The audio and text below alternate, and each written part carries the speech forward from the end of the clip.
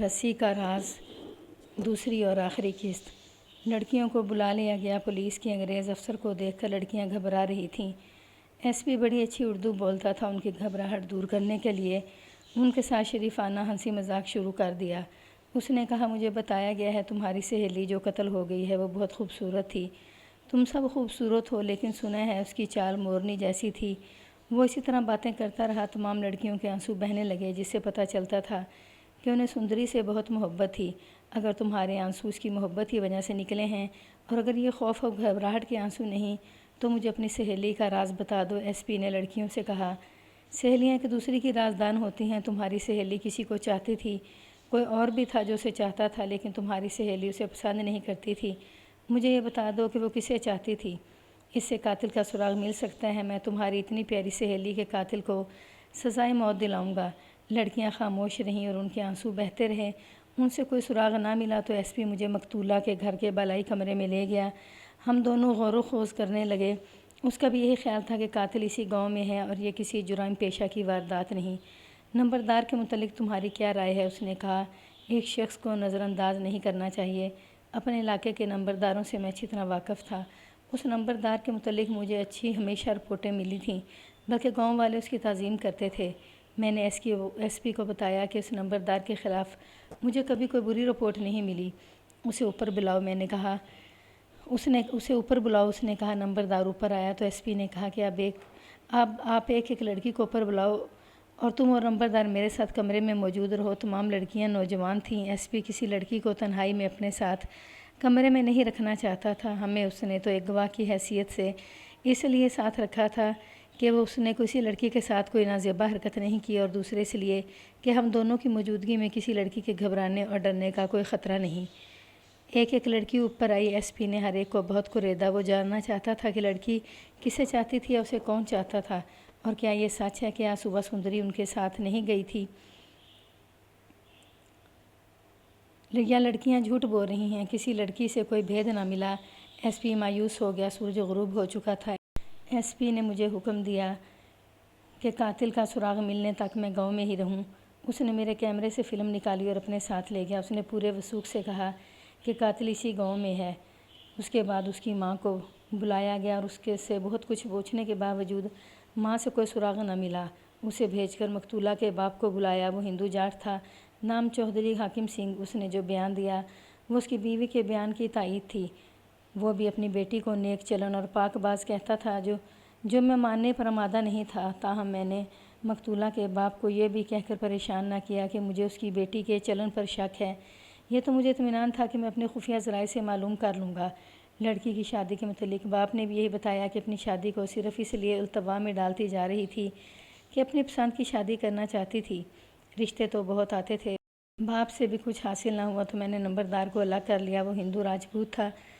مقتولہ کے والدین کے ساتھ اس کی کوئی رشتہ داری نہیں تھی۔ مجھے امید تھی کہ وہ سرکاری آدمی ہے، کچھ بتائے گا، لیکن اس نے بھی ایسا بیان دیا جو مقتولہ کے ماں باپ کے بیان کی تائید کرتا تھا۔ اس نے بھی لڑکی کے چال چلن کی تعریف کی، بلکہ اس نے کہا کہ وہ پاکیزگی کا نمونہ تھی۔ اس سے بھی کچھ حاصل نہ ہوا تو میں نے گاؤں کے تمام آدمیوں کو اپنے پاس بٹھا لیا۔ میں چوپال میں تھا جب مجھے تاریک فضا میں شعلوں کی روشنی نظر آئی۔ میرے آنسو نکل آئے۔ اگر مجھے یہ یقین نہ ہوتا کہ لڑکی نیک چلن اور پاک دامن تھی تو میں اتنا جذباتی نہ ہوتا۔ ایک افسوس تو یہ تھا کہ اتنی خوبصورت اور نوجوان لڑکی جل رہی تھی، اور دوسرا دکھ یہ کہ وہ بے گناہ تھی۔ میرا یہ عزم اور پختہ ہو گیا کہ یہ لڑکی جس کسی کے گناہ کا شکار ہوئی ہے اسے پکڑ کر ہی دم لوں گا۔ میری آنکھوں کے سامنے سندری کا حسین سراپا پھر رہا تھا، اور جن شعلوں میں وہ جل رہی تھی ان کی روشنی مجھے دکھائی دے رہی تھی۔ میرے لیے کھانا آیا۔ میں دن بھر کا بھوکا تھا، مگر بھوک ماری گئی۔ میں ایک نوالا بھی منہ میں نہ ڈال سکا۔ باقی رات جاگتے گزر گئی۔ صبح طلوع ہی میرے دماغ پر نیند اور ایک سوال کا نشان کا قبضہ تھا۔ ابھی سوچ بھی نہ پایا تھا کہ تفتیش کو کس رخ ڈالوں کہ میرے تھانے کا کانسٹیبل ڈاکے کی ایک رپورٹ لے کر آ گیا۔ محرر نے FIR کاٹ دی تھی۔ مجھے ڈاکے والے گاؤں فوراً پہنچنا تھا۔ وہ گاؤں وہاں سے کم و بیش 20 میل دور تھا۔ میں نے ASI کو جو میرے ساتھ تھا قتل والے گاؤں میں ایک کانسٹیبل کے ساتھ رہنے کو کہا اور اسے تفتیش کے متعلق کچھ ہدایات دیں۔ پھر میں نے SP کے نام ایک چٹھی لکھی کہ فلاں گاؤں سے ڈاکے کی رپورٹ آئی ہے، اس لیے میں اسے یعنی ASI کو ایک کانسٹیبل کے ساتھ قتل والے گاؤں میں چھوڑ کر جا رہا ہوں۔ ایس پی کو یہ اطلاع دینی ضرورت تھی۔ میں نے چٹ اس کانسٹیبل کو دی جو ڈاک کے رپورٹ لے کر آیا تھا اور اسے کہا کہ وہ سیدھا دلی جائے اور یہ چٹ ایس پی تک پہنچا دے۔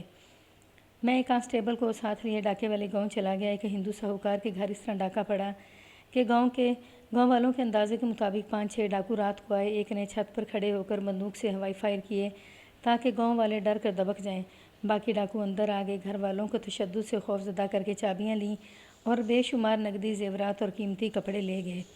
ساہوکار بڑی موٹی اسامی ہوتی ہے۔ یہ لوگ سود پر قرض دیتے اور زیورات یا زمین گروی رکھتے ہیں۔ اس دور میں جب بینک بہت کم ہوتے تھے، ہندو ساہوکار کثیر رقم اور زیورات دیہاتی علاقے میں گھروں میں رکھتے تھے۔ میں تفتیش میں مصروف ہو گیا۔ اس ڈاکے کی پوری کہانی پھر کبھی سناؤں گا۔ بڑے دشوار اور خطرناک حالات سے گزر کر میں نے ڈاکوؤں کا سراغ پا لیا تھا۔ پتہ چلا کہ اشتہاری مجرموں کا گروہ ہے جن کی گرفتاری کے لیے کثیر رقموں کے انعام کا اعلان بہت پہلے کیا گیا تھا۔ یہ بات کی بات ہے، میں نے اس گاؤں میں 3 دن گزارے۔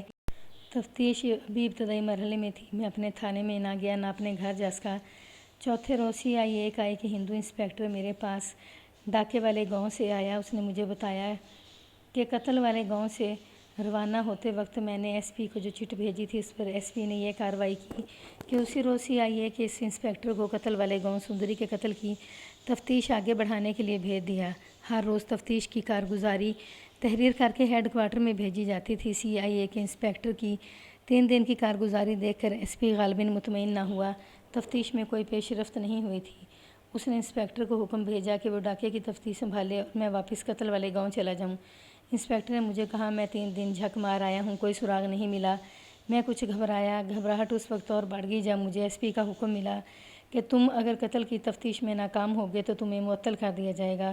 مجھے ایک خطرہ اور بھی نظر آ رہا تھا۔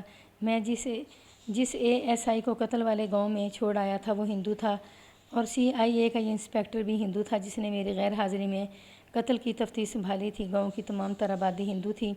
مجھے ڈر تھا کہ ان سب نے مل کر تفتیش کو اور زیادہ مشکل بلکہ ناممکن بنا دیا ہوگا۔ SP میرے کیمرے سے فلم نکال کر لے گیا تھا۔ مجھے پتہ چلا کہ اس نے فلم دھلوا کر مقتولہ کی تصویریں قتل کی خبر کے ساتھ دلی کے انگریزی اور اردو اخبارات کو دے دی تھیں۔ اخباروں میں خبر اور تصویر چھپ جانے سے قتل کی یہ واردات اور زیادہ اہم ہو گئی۔ اس دور میں قتل کی وارداتیں بہت کم ہوتی تھیں۔ قتل کی خبر سن کر لوگ چونک اٹھتے تھے۔ پولیس کی مشینری طوفان کی طرح اٹھتی اور سرگرم ہو جاتی تھی۔ پاکستان میں تو دن دہاڑے قتل کی وارداتیں ہوتی ہیں اور یوں لگتا ہے جیسے کوئی باز پرس کرنے والا ہے ہی نہیں۔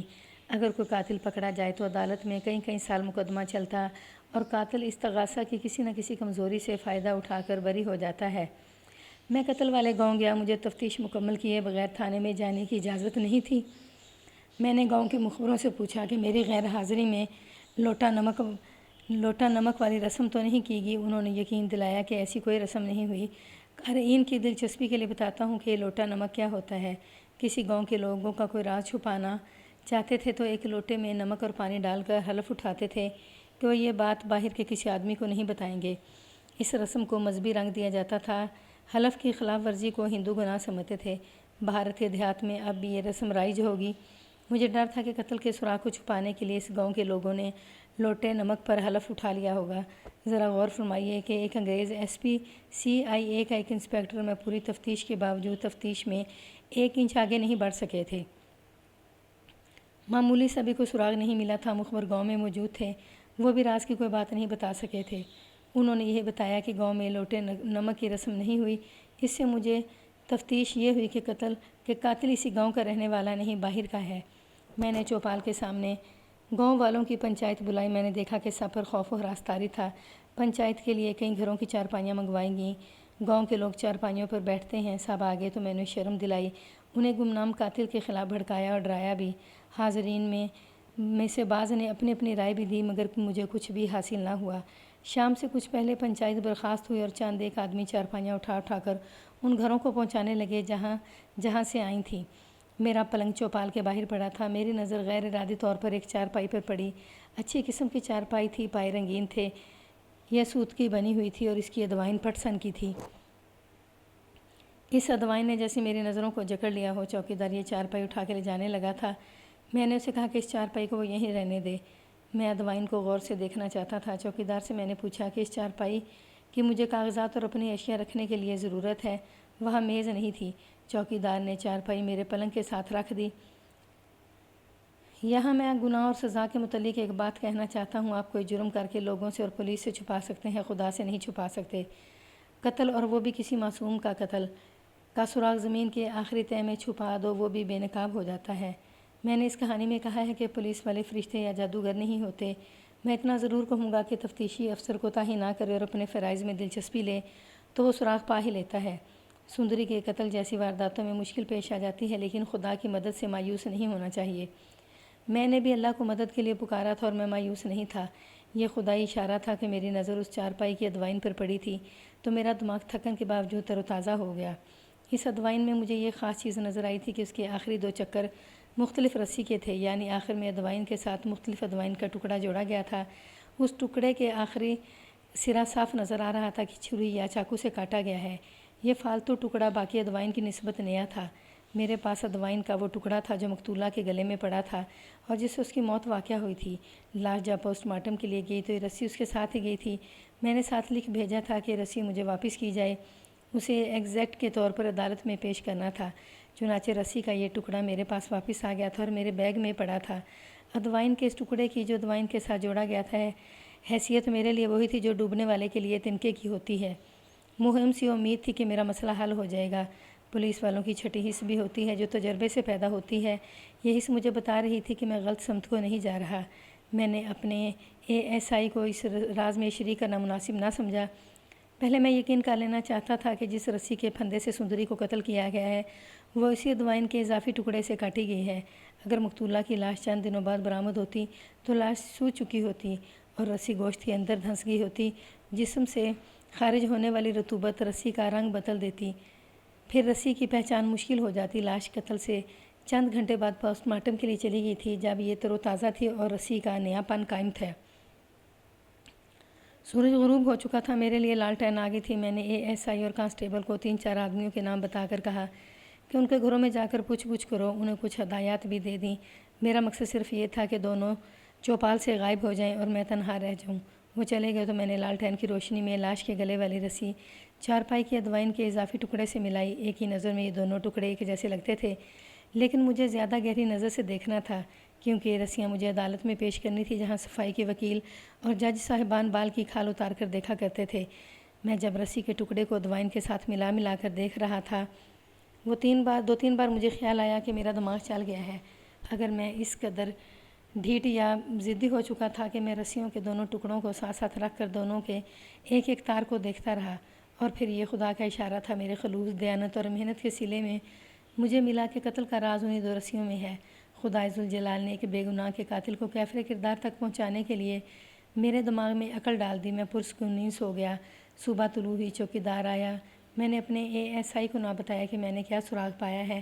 ایک تو میں اسے ہندو ہونے کی وجہ سے اعتماد میں نہیں لینا چاہتا تھا، اور اس سے ابھی یہ سراغ چھپائے رکھنے کی وجہ یہ تھی کہ میری سراغ رسانی غلط ہو سکتی تھی۔ میں خفت سے بچنے کی کوشش کر رہا تھا۔ مجھے اب ڈھکے چھپے طریقے سے معلوم کرنا تھا کہ یہ چارپائی کس کی ہے۔ ارے بھائی، میں نے مذاق کے لہجے میں چوکیدار سے کہا، کل سب کی چارپائیاں ان کے گھروں میں پہنچ گئی تھیں، کوئی ہیرا پھیری تو نہیں ہوئی؟ نہ حضور، اس نے جواب دیا، کوئی گڑبڑ نہیں ہوئی، ہر ایک کی چارپائی اسے واپس مل گئی ہے۔ اور یہ چارپائی میں نے رکھوا لی تھی۔ میں نے کہا، یہ کس کی ہے؟ دیکھنا کوئی اور نہ اٹھا لے جائے۔ اسے اور کوئی نہیں اٹھا کے لے جا سکتا حضور، چوکیدار نے جواب دیا، یہ ہمارے پنڈت جی مہاراج کی ہے۔ مجھے یوں دھچکا لگا جیسے چوکیدار نے پنڈت مہاراج نہیں کہا بلکہ میرے دل میں چھری گھونپ دی ہے۔ پنڈت مہاراج کا قتل کے ساتھ کیا تعلق؟ مجھے رسیوں کا راز بے معنی سا نظر آنے لگا۔ ڈوبتے کو تنکے کا سہارا ملا تھا، وہ بھی گیا۔ مگر تفتیش اتنے چھوٹے چھوٹے شکوک و شبہات کے بھروسے سے کی جاتی ہے جنہیں عام لوگ ذرا سی بھی اہمیت نہیں دیتے۔ اسی گاؤں میں ایک ہی مندر تھا، یہ مہاراج اس کے پنڈت تھے، جیسے ہمارے خطیب اور امام ہوتے ہیں۔ ہندوؤں کے ہاں مندر کے پنڈت کا درجہ پیر و مرشد سے زیادہ ہوتا ہے۔ میں رسی کے راز سے ابھی دستبردار ہونے پر آمادہ نہ تھا۔ میں نے سوچا کہ اگر یہ چارپائی پنڈت کی ہے اور اس کے دوان سے ٹکڑا کاٹ کر سندری کو قتل کیا گیا ہے تو یہ ضروری نہیں کہ قاتل پنڈت ہی ہو، اس کا کوئی بیٹا ہو سکتا ہے، کوئی ملازم ہو سکتا ہے، مندر میں رہنے والا کوئی بالکا ہو سکتا ہے۔ میں نے پنڈت کو بلانے کا ارادہ کیا مگر اسے مشتبہ کی حیثیت سے بلانا اچھا نہ لگا۔ بھائی، آپ کے پنڈت جی مہاراج برہمن دیوتا ہیں، میں نے چوکیدار سے کہا۔ ان کے تو میں نے بھی درشن نہیں کیے، انہیں ہاتھ جوڑ کر میرا پرنام بولنا، میں خود تو وہاں نہیں جا سکتا، کیا وہ تشریف یہاں لے آئیں گے؟ ہندو چوکیدار بہت خوش ہوا کہ ایک مسلمان کے پنڈت کا اس قدر احترام کرنا ہے۔ وہ دوڑا گیا اور پنڈت کو ساتھ لے آیا۔ وہ پنڈتوں کے حلیے میں تھا، ہاتھ میں مالا تھی جو وہ جپتا آ رہا تھا۔ میں نے آگے بڑھ کر اس کا استقبال کیا اور تعظیم و احترام سے چوپال کے باہر بٹھایا۔ میں غلاموں کی سی حرکتیں اور باتیں کرنے لگا۔ مہاراج، میں نے ہاتھ جوڑ کر کہا، بڑی مصیبت میں پھنس گیا ہوں۔ پولیس کپتان ایس پی نے حکم بھیجا ہے کہ قاتل کو نہیں پکڑ سکو گے تو نوکری سے نکال دیے جاؤ گے۔ آپ برہمن دیوتا ہیں، مندر کے پجاری ہیں، آپ برہمن ہیں اور میں سید ہوں۔ اپنے اپنے مذہب میں ہم دونوں کا درجہ ایک سا ہے۔ میری مدد کریں، میں نے سنا ہے کہ برہمن دیوتا غیب کا حال بتا دیتے ہیں۔ کچھ کریں ورنہ میں مارا جاؤں گا۔ قاتل اس گاؤں میں نہیں ہے، پنڈت نے کہا، یہاں سے چلو جاؤ، اس کے سوا میں اور کچھ نہیں جانتا۔ اس نے یہ بات کہی تو ویسے ہی تھی جیسے ہمارے پیر اپنے اوپر جلال طاری کر کے اوجڑ مریدوں کے ساتھ بات کیا کرتے ہیں، لیکن میں مرید نہیں، تھانے دار تھا اور میں تفتیش کر رہا تھا، اس لیے میں اس کے چہرے اور اس کے انداز کو بہت ہی غور سے دیکھ رہا تھا۔ میں نے اس کے انداز میں کچھ نوٹ کر لیا، کچھ شک سا ہوا۔ میں نے آپ کی چارپائی رات رکھوا لی تھی، میں نے کہا، یہ ابھی واپس بھجوا رہا ہوں، آپ کا بہت شکریہ۔ اس نے کوئی جواب نہ دیا، فوراً اٹھ کھڑا ہوا اور باہر کو چلنے لگا۔ میں نے پھر اس کا چہرہ، اس کا انداز دیکھا، یوں پتہ چلتا تھا جیسے وہ اس کمرے سے بھاگ جانے کی کوشش کر رہا تھا۔ ایک بار پھر دیکھ لیں، میں نے اسے کہا، یہ چارپائی آپ ہی کی ہے؟ ہاں ہاں، اس نے کچھ جھنجھلا کر اور کچھ گھبرا کر جواب دیا، چارپائی میری ہی ہے۔ وہ چلنے لگا۔ میں نے اس کے آگے ہو کر روک لیا اور رسی کا وہ ٹکڑا جس سے مقتولہ کو قتل کیا گیا تھا اندر جا کر اس کے آگے رکھ دیا اور دھیمی سی آواز میں کہا، رسی کا یہ ٹکڑا آپ کی چارپائی کی ادوائن کا ہے۔ میں نے یہ ٹکڑا ادوائن کے ساتھ رکھ کر پوچھا، ان دونوں کو دیکھیں اور مجھے بتائیں کہ ان میں کیا فرق ہے۔ مجھے توقع تھی کہ وہ مجھے ڈانٹ دے گا یا جھنجھلا کر کہے گا کہ میں اسے ناحق پریشان کر رہا ہوں، لیکن اس کا رد عمل میری توقع سے بالکل الٹ نکلا۔ رسی کے ٹکڑے کا اپنی چارپائی کی ادوائن کے ساتھ دیکھ کر اور میرا سوال سن کر اس کے چہرے کا رنگ پیلا پھر سفید ہو گیا، جیسے چہرے سے خون غائب ہو گیا ہے۔ اس کی آنکھیں میرے چہرے پر گڑ گئیں، وہ آنکھوں کا رنگ بھی سفید ہو گیا۔ اس کا سر ڈولا اور وہ تیوار کر گر پڑا۔ میں نے اسے اٹھانے کی کوشش کی تو دیکھا کہ وہ بے ہوش ہو چکا تھا۔ میں نے چوکیدار کو بلایا، اس کی مدد سے پنڈت کو اسی کی چارپائی پر ڈالا۔ چوکیدار پانی لینے کو دوڑا۔ اتنے میں مجھے باہر شور سنائی دیا، پولیس کپتان آ گیا۔ میرا انگریز ایس پی تھا جو میری تفتیش دیکھنے آیا تھا۔ اس کے پاس جیپ تھی۔ اس نے آ کر پنڈت کو بے ہوش پڑے دیکھا تو مجھ سے پوچھا، کسے کیا ہوا ہے؟ میں نے ساری بات بتا دی۔ ایس پی نے مجھ پر یہ الزام داغ دیا کہ میں نے اس پر تشدد کیا ہے۔ یہ خبر لوگوں کو بھی مل گئی کہ پنڈت بے ہوش پڑا ہے۔ انہوں نے بلند آواز سے احتجاج شروع کر دیا کہ مسلمان تھانے دار نے ان کے پنڈت کو مارا اور بے ہوش کر دیا ہے۔ ایس پی بھی یہی کہہ رہا تھا۔ اچھا ہوا کہ میں ادھر آ گیا، ایس پی نے کہا، میں ڈاکے والے گاؤں گیا تھا، وہاں سے ادھر تمہاری کارگزاری دیکھنے آیا ہوں۔ تم نے بہت برا کیا ہے کہ ان کے پنڈت کا یہ حال کر دیا ہے۔ میری آواز نکار خانے میں طوطی کی آواز بن گئی، اتنا خوف طاری ہوا کہ وہاں کھڑا رہنا محال ہو گیا۔ اللہ کا بھروسہ تھا، اسی کو یاد کیا۔ پنڈت کی آنکھیں کھلی، وہ ہوش میں آ گیا تھا۔ پہلے میں وہاں اکیلا تھا۔ پنڈت کی آنکھ کھلی تو اس نے میرے ساتھ انگریز پولیس کپتان کو کھڑے دیکھا۔ اس کے علاوہ سے گاؤں کے لوگ بھی کھڑے نظر آئے۔ وہ اور زیادہ گھبرا گیا اور آہستہ آہستہ اٹھا۔ اب اس کے انداز سے پتہ چلتا تھا کہ وہ پنڈت نہیں، مہاراج اور برہمن دیوتا بھی نہیں، اور عام سی قسم کا انسان تھا جس کی مردانگی اور مذہب پر قتل جیسے بھیانک جرم کا آسیب طاری ہو گیا تھا۔ اس نے میری طرف دیکھا، ہم سب خاموش تھے۔ ذرا اندر چلیں، اس نے مجھے کہا۔ میں اس کے ساتھ کمرے میں چلا گیا۔ صاحب کو بھی بلا لیں، اس نے کہا۔ میں نے ایس پی کو اندر بلایا اور ہم بیٹھ گئے۔ پنڈت بیٹھے بیٹھے اٹھ کھڑا ہوا اور اس نے ہمارے آگے ہاتھ جوڑ دیے۔ لڑکی کو میں نے قتل کیا ہے، اس نے پرسکون آواز میں کہا، اور قتل اسی رسی سے کیا ہے، یہ میں نے اسے ادوائن سے کاٹی تھی۔ پہلے پنڈت کا رنگ فک ہوا تھا، میرا اور ایس پی کا رنگ اڑ گیا۔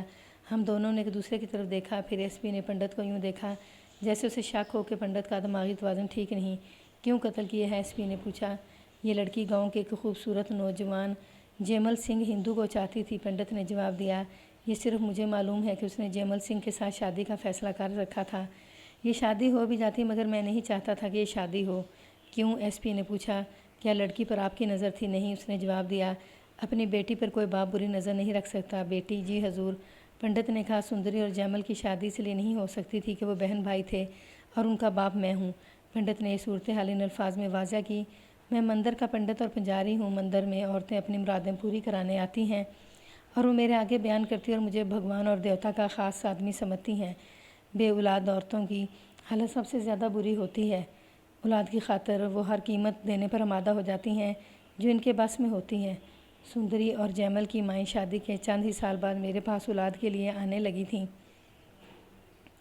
دونوں بہت خوبصورت تھیں۔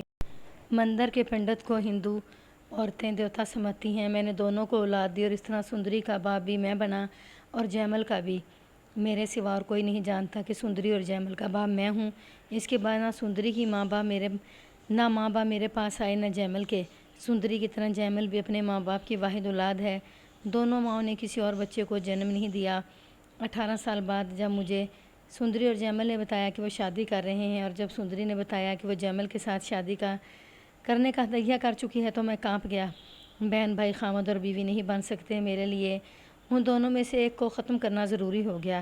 ہمارے مذہب میں عورت کو اتنی اہمیت حاصل نہیں جتنی مرد کو ہے، اس لیے میں نے سندری کو ختم کرنا بہتر سمجھا۔ پنڈت مہاراج جی، میں نے قدر تنزیہ لہجے میں کہا، آپ نے مندر میں یہ گناہ کیا کہ 2 آدمیوں کی بیویوں کو مذہب کا دھوکہ دیا اور 2 بچوں کے ناجائز باپ بنے۔ کیا اسے آپ پاپ یعنی گناہ نہیں سمجھتے؟ کیا یہ پن نیکی تھا؟ پاپ کے بعد ایک اور پاپ ہو لینے دیتے، انہیں شادی کر لینے دیتے۔ چھی چھی چھی، پنڈت نے نفرت سے کہا، بہن بھائی کو تو پتی پتنی بنا دینا مہا پاپ ہے۔ مہا پاپ کو ہم گناہ کبیرہ سمجھتے ہیں، ناجائز اولاد پیدا کرنے کو یہ لوگ گناہ نہیں سمجھتے۔ لیکن میں ہندوؤں کو برا بھلا کیسے کہوں؟ ہمارے ہاں بھی عورتیں پیر فقیروں کے پاس اور مزاروں کے مجاوروں کے پاس اولاد لینے جاتی ہیں۔ ان کے خامد اور ان کے والدین خود انہیں راستہ دکھاتے ہیں اور اس پیر کے ساری عمر مرید بنے رہتے ہیں جو انہیں اولاد دیتا ہے۔ میں پولیس میں رہا ہوں، معاشرے کے ان تاریک گوشوں کو جتنا پولیس کے آفیسر سمجھتے ہیں اتنا اور کوئی نہیں سمجھ سکتا۔ یہ ہم ہی جانتے ہیں کہ اولاد کس طرح ہوتی ہے۔ ہو سکتا ہے کہ بعض قارئین سوچ میں پڑ جائیں کہ پنڈت نے صرف رسی دے کر اقبال جرم کیوں کر لیا؟ پنڈت کے خلاف تو گاؤں کا کوئی آدمی شک تک نہیں کر سکتا تھا۔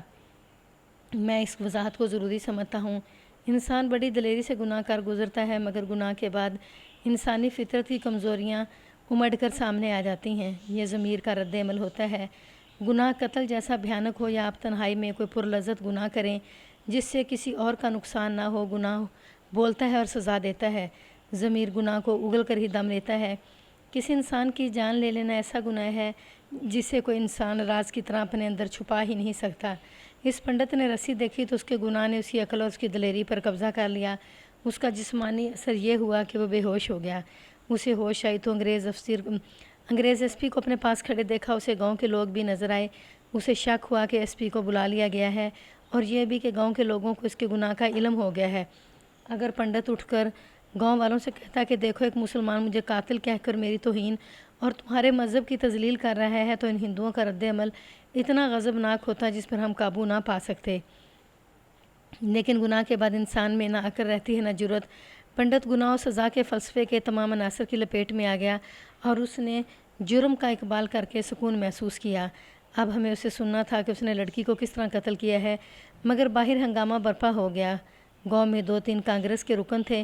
لوگوں نے پنڈت کو بے ہوشی کی حالت میں دیکھا تھا۔ پنڈت ہمارے پاس اندر تنہائی میں تھا۔ باہر کسی نے یہ افواہ پھیلا دی کہ ان کے پنڈت مہاراج کو اندر ایک انگریز اور ایک مسلمان افسر بری طرح مار پیٹ رہے ہیں۔ کانگریسی کارکنوں کو مسلمانوں کے خلاف ہنگامہ کرانے کا موقع مل گیا۔ انہوں نے لوگوں کو مذہب کے نام پر بھڑکا دیا۔ باہر لوگ ہمیں للکار رہے تھے، بے ہنگم غل پپا کیے ہوئے اور مرنے مارنے پر تلے ہوئے تھے۔ ایس پی باہر نکلا، میں بھی باہر آ گیا۔ باہر کا ہجوم اور اس کا غضب دیکھ کر میں گھبرا گیا۔ چوپال کے کمرے کے آگے چبوترا تھا۔ چبوترے میں دروازے سے ذرا ہٹ کر کنواں تھا، اس پر چرخی اور رسا بھی تھا جس کے ساتھ ڈول بندھا تھا۔ میں اور ایس پی کنویں سے چند ہی دور قدم کھڑے تھے۔ ایس پی ہجوم سے کچھ کہنے ہی لگا تھا کہ ہمیں کمرے میں سے کسی کے دوڑ کر نکلنے کی آواز سنائی دی۔ ہم نے ادھر دیکھا۔ ہمیں پنڈت بجلی کسی تیزی سے کمرے سے نکلتا نظر آیا اور تیر کی طرح ڈائیو لگا کر سیدھا کنویں کے اندر گیا۔ یہ 1 سیکنڈ میں ہو گیا کہ پنڈت کمرے کے دروازے میں نظر آیا اور کنویں میں غائب ہو گیا۔ ہم نے اسی جیسی پھرتی دکھائی۔ ادھر کنویں میں اس کے گرنے کی دھڑام کی آواز آئی۔ ادھر ہم نے چرخی کے رسے سے 2 آدمی کنویں میں اتار دیے۔ ایک رسے کے ساتھ چوکی باندھ کر اتاری۔ کنویں میں جو آدمی اترے تھے انہوں نے پنڈت کو اس چوکی پر پیٹ کے بال ڈال کر آواز دی، کھینچو۔ پنڈت کو اوپر لایا گیا۔ وہ مر چکا تھا۔ گاؤں والوں کو پتہ چلا کہ پنڈت مر گیا ہے تو ان کا قہر اور غضب اور زیادہ بڑھ گیا۔ لیکن وہ انگریز ایس پی سے کچھ ڈرتے تھے۔ اگر ایس پی میرے ساتھ نہ ہوتا تو گاؤں والے مجھ پر ٹوٹ پڑتے اور وہاں میری کوئی ہڈی بوٹی نہ ملتی۔ ایس پی نے بڑی مشکل سے خاموش کرا کے بتایا کہ ان کا پنڈت ہی لڑکی کا قاتل تھا اور اس نے اقبال جرم کر لیا تھا اور اسی لیے اس نے کنویں میں کود کر خودکشی کر لی ہے۔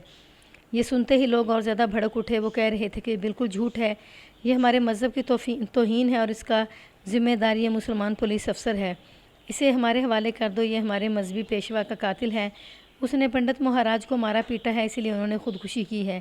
ایس پی نے حاضر دماغی اور دانش مندی سے ان لوگوں پر قابو پا لیا اور یہ کہہ کر میری جان چھڑائی، آپ لوگ ہمارے بلائی افسروں تک جا سکتے ہیں، ہم مجھے گرفتار کر لیں گے، اس کا جرم ثابت ہو گیا تو اسے زیادہ سے زیادہ سزا دیں گے۔ خدا کا شکر ہے کہ پنڈت نے ایس پی کے سامنے قبالِ جرم کیا تھا، جس ایس پی کو یقین ہو گیا تھا کہ میں نے اس پر تشدد نہیں کیا، مجھے ایسے پاپی پنڈت کے مرنے کا کوئی افسوس نہیں تھا، خدا نے اسے قتل کی سزا اسی کے ہاتھوں دے دی تھی۔ میں نے اس کی لاش اسی چارپائی پر پڑی دیکھی جس کی ادوائن سے اس نے ایک معصوم لڑکی کو قتل کیا تھا، اسی چارپائی پر اس کی لاش پوسٹ مارٹم کے لیے گئی اور چیری پھاڑی گئی۔ مجھے افسوس اس پر ہوا کہ یہ راز اس کے ساتھ ہی چلا گیا کہ اس نے لڑکی کو کس طرح دھوکہ دیا اور اسے کس طرح قتل کیا تھا۔ مقتولہ کی سہیلیوں کے بیانات کے مطابق مقتولہ اس صبح ان کے ساتھ دریا پر نہیں گئی تھی۔ گاؤں کے سرکردہ ہندو دلی کے کانگریسی لیڈروں کی مدد سے گورنر تک پہنچے، انکوائری کا حکم ہوا، اعلیٰ افسروں نے انکوائری کی، آخر میں ثابت ہو گیا کہ پنڈت قاتل تھا اور اس نے اقبالِ جرم کر کے خودکشی کی تھی۔